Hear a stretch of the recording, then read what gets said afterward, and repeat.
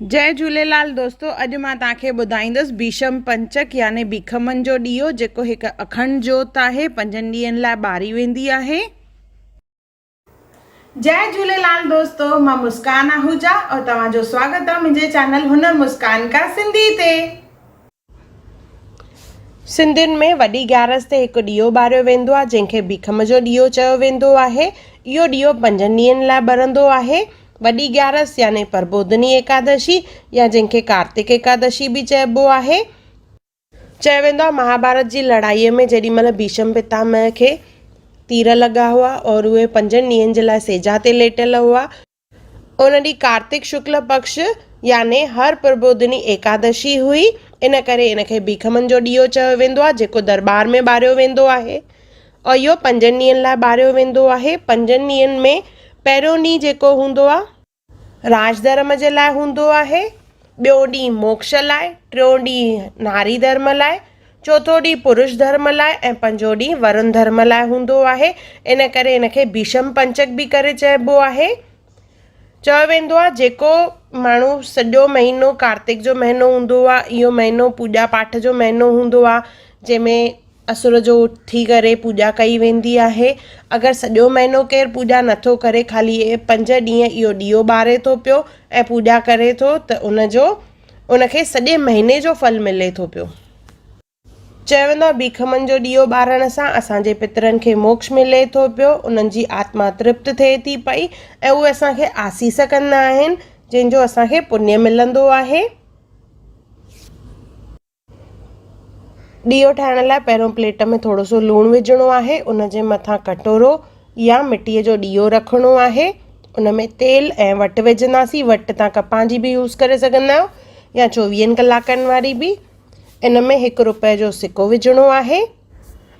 इहो 5 ॾींहंनि लाइ अखंड ॾीओ ॿारिणो आहे, मतिलबु विसामण न घुरिजे इहो। त हाणे जोत ॿारींदासीं। ॾीओ ॿारण खां पोइ संकल्प खणंदासीं, त उन लाइ हथ में पाणी खणणो आहे।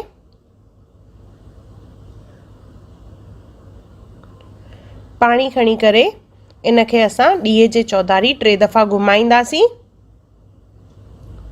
ऐं चवंदासीं भीखमनि जो ॾीओ श्री कृष्ण अर्पण, भीखमनि जो ॾीओ श्री कृष्ण अर्पण, भीखमनि जो ॾीओ श्री कृष्ण अर्पण। इहे 3 दफ़ा चई पाणी छॾे ॾियणो आहे थाल में। इहो ॾीओ असांखे 5 ॾींहंनि लाइ ॿारिणो आहे। जीअं मां तव्हांखे ॿुधायो, रोज़ असां सराई इन मां ॿोड़े करे यानी हिन तरह ॾिसो गरम करणी आहे, जंहिंसां हिन में इहा काराइण ईंदी और इहा सराई वरी थधी करणी आहे पाणीअ में। उन खां पोइ इहा अखियुनि में पाइणी आहे, जंहिंसां चवंदा आहिनि घर जी नेगेटिविटी ख़तमु थी वेंदी आहे, घर में बरकत ईंदी आहे और अखियुनि जी रोशनी भी तेज़ थींदी आहे। इहा असांजे वॾनि जे आसीस जो प्रतीक आहे। त इहा 4 ॾींहं कंटिन्यू असां पाईंदा आहियूं, घर जा सभु भाती। सो इन तरह सराई ॿिन्ही पासे कारी करणी आहे ऐं उनखे पोइ ग्लास में विझी रखिणो आहे, जंहिंसां इहा थधी थी वेंदी। उन खां पोइ असांखे इहा अखियुनि में पाइणी आहे।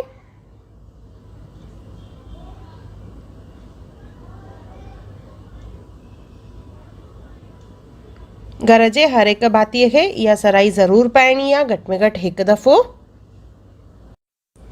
5 ॾींहंनि लाइ इहो ॾीओ ॿारिणो आहे, त एकादशीअ खां पूर्णिमा ताईं इहो ॾीओ ॿारिणो आहे।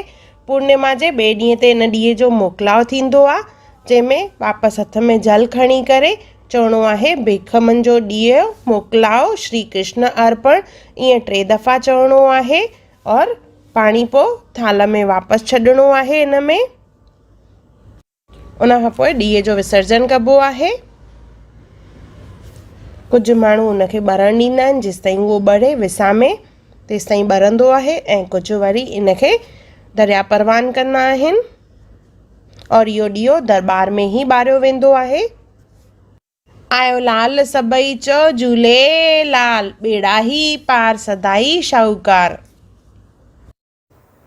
अगर तव्हांखे मुंहिंजी वीडियो पसंद आई हुजे त उनखे लाइक कजो, मुंहिंजे चैनल खे सब्सक्राइब कजो, इंस्टाग्राम ते ज़रूर फॉलो कजो और मुंहिंजी वीडियो खे ज़रूर शेयर कजो और मुंहिंजो वीडियो ॾिसण लाइ धन्यवाद।